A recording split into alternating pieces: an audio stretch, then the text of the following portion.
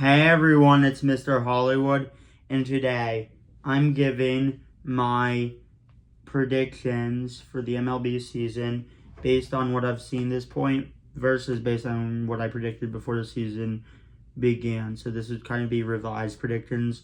I'll do another one like this towards the end of July after the All-Star break. So, before I give you my predictions for the rest of the MLB season, feel free to share your predictions for the rest of the MLB season down below in the comments. And let's begin. Rookie of the Year for AL, I predict Murakami is going to win it. Now, I almost decided not to give it to him, but even though he's missing some time, I still think he's going to probably hit like over 40 home runs, and that's usually a pretty good indicator for Rookie of the Year. And for NL, I predict Sal Stewart is going to stay on this trajectory and win Rookie of the Year.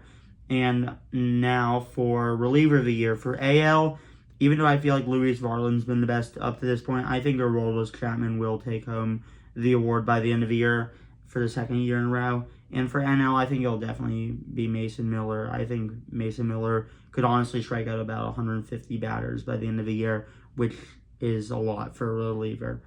And now for the Hank Aaron Award. For AL, I think it'll be Yordan Alvarez, who, I mean, if Judge wasn't injured, I might have picked him, but with Judge being out of the picture a bit, with Judge being out of the picture, I think it will be Yordan to win the Hank Aaron Award. For NL, the Hank Aaron Award, I'm going to predict Juan Soto, who has been amazing since coming back. I almost went with Kyle Schwarber, and I could have went with Ohtani, but I honestly think it will be Juan Soto. Now, for the Cy Young Award for the AL, my top five. Number 5 is going to be Jacob deGrom, who's been a bit on and off this year, but he has still been very healthy since coming back last year. And I think deGrom will have a second half surge to catapult him to the top 5 Cy Young. Number 4 is Bryan Woo, who was off to a really bad start, but Bryan Woo has been great during his last few starts, so I think he will climb his way to become a top 5 finisher in Cy Young. Now, number 3 is Parker Messick, who, in my opinion, has been the second best AL pitcher up to this point. I don't think he's going to still be in the top 2 by the end of the year, but I think he'll still be in the top 3. He's been great, and I almost picked him to win Rookie of the Year by the end of the year. I'm still going to stay with Murakami, but I think Parker Messick will finish top 3 in Cy Young. Number 2 is Gavin Williams, who I predict is going to lead the league in strikeouts by the end of the year. I predict he'll get at least 250 strikeouts by the end of the year. And, I mean, Gavin Williams has been great this year. And even though he could be a bit up and down, I think he's going to have another second half resurge like he did last year, where he had like a sub-2 ERA, I believe, or it was like low 2 second half last year. I think he'll have something like that this year. Now, number 1, I think it'll still be Cam Schitler. I think he's going to lead the league in ERA, WHIP, and possibly opponent batting average. And I think he'll get like at least 220 strikeouts. So, yeah, I think Cam Schitler is going to win the Cy Young for AL this year. Now, for the NL, the top 5. Number 5 is Chris Sale. I think Chris Sale's resurgence since becoming an Atlanta Brave has been the stuff of legends. And, yeah, I think Chris Sale is going to continue to be strong this year and finish top 5 in Cy Young. Now, coming in at number 4 is Shohei Ohtani, who I think has been the 3rd best NL pitcher up to this point. And the only reason I'm not going to put him higher is I don't know if I think he'll have the innings pitch. However, he's still been amazing, and I think he could still have a sub-2 ERA and maybe have a lower ERA than the ERA title, but just not have the innings pitched to qualify. Now, coming in at number 3 is Paul Skeens, who's been a little bit up and down to start the year, but he's still been pretty good to start the year, and I do think he will turn it around, and I do think we're going to have a different Cy Young Award winner this year for the NL, but I still think Paul Skeens will finish top 3. Number 2, I'm going to say, is Jacob Misiorowski, who I think will potentially get the 300 strikeouts. I think Jacob Misiorowski's been amazing this year, and yeah, Jacob Misiorowski is doing this at a young age, and I think in the future, and honestly, you could argue he already is, I think he's going to just continue to be one of the best MLB pitchers. And yeah, Jacob Mizorowski, I think, will finish runner-up this year. But the winner this year, I think, will be Christopher Sanchez. I think this is his year to win Cy Young. He finished second place last year, and he's just been amazing this year. And I do predict he will have an ERA under 2 or in the low 2s and strike out at least 270 to 300 batters. I do think he's going to get a lot of strikeouts this year as well. So yeah, Christopher Sanchez, he's been amazing. I think he's going to continue to be amazing this year. Now for MVP, for the AL, this has been a bit tricky on predicting the AL top 5 for MVP. But I'm going to go with number 5. And I debated not going with a pitcher, but I'm going to say Cam Schindler is going to finish top 5. Tariq Skubal finished number 5 in MVP last year as a pitcher. I think Cam Schindler is going to have an amazing year that I do honestly think he's going to finish top 5 in the AL MVP. So yeah, I think Schindler will finish number 5. Number 4, I'm going to say Shea Langoliers, who has just been amazing up to this point. And the fact that he's doing this as a catcher is just, unreal. I think he will hit over 40 home runs this year and have an average, maybe not quite 300, but high 2s, and have an on-base that's in the mid to high 3s.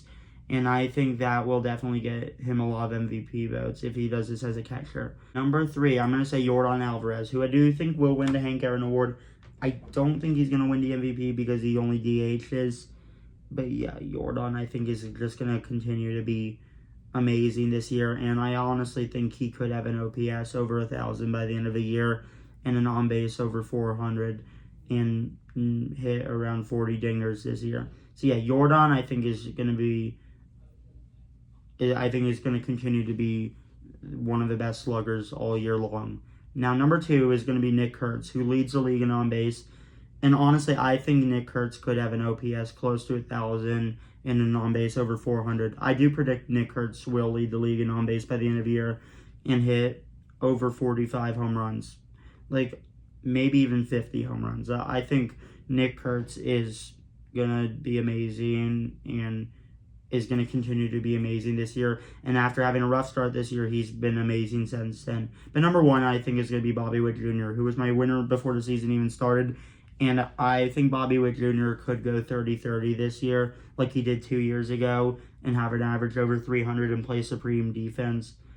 Bobby Witt Jr. is truly a 5-tool player, and I do think he will win MVP for the AL this year. Now, for the NL, top 5. Number 5, I'm going to predict James Wood, who has been one of the best hitters to start the year so far. And I saw a lot of potential in James Wood going into this year. And honestly, James Wood has been even better than I expected this year. And he is top 3 in OPS. He leads the league in on-base and leads in walks. And I do think he will hit 40-plus home runs this year. So, yeah, James Wood, I think, will finish top 5. Number 4, I'm going to say Corbin Carroll, who I do think will finish, who I do think is a true 5-tool athlete. He plays great defense. He steals 30-plus bases, and he has 30-plus home run power. I do think he could even maybe go 40-40, and he's hitting for higher average this year. Number 3, I'm going to go with Matt Olson, who is just a great all-around first baseman and has been great to start the year. And honestly, I just think Matt Olson is going to hit 40-plus home runs this year and win Gold Glove and probably win the Silver Slugger as well.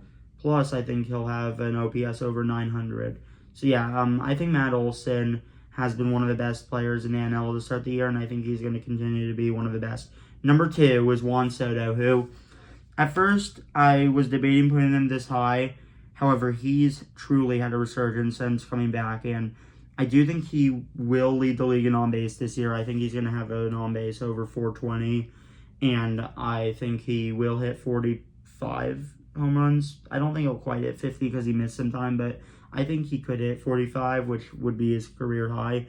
and he's hitting for high average this year. So I think he could honestly have a 3, 4, 5 slash line and an OPS high 9s and maybe even crossing the 1,000 mark. So yeah, Juan Soto I think is going to finish runner-up in MVP this year. And number 1 I think is going to be Shohei Ohtani, who I didn't even predict to win the Hank Aaron Award or Cy Young, but I think he'll be top 5 in both. And, of course, if you're top 5 in Hank Aaron and Cy Young, it's hard not to give you the MVP. Unless this is 2022 Ohtani when he lost to 62 home run Judge. But I don't think we're going to get like a 62 home run type year from anyone in the NL. Actually, maybe Kyle Schwarber could hit 62 home runs this year. Actually, that would be an interesting debate. And yes, I don't even think Kyle Schwarber is going to finish top 5 by the end of the year, which, I mean, I feel like that might be a bold take, but honestly, it's a bold take I'm going to stick with. And I think Jordan Walker is going to still do good, but I don't think he's going to do as good as he is right now. Now, thanks for watching. Feel free to share your MLB predictions down below in the comments. And this is day 47 of my 200-day posting streak goal. Now, thanks for watching, and peace out.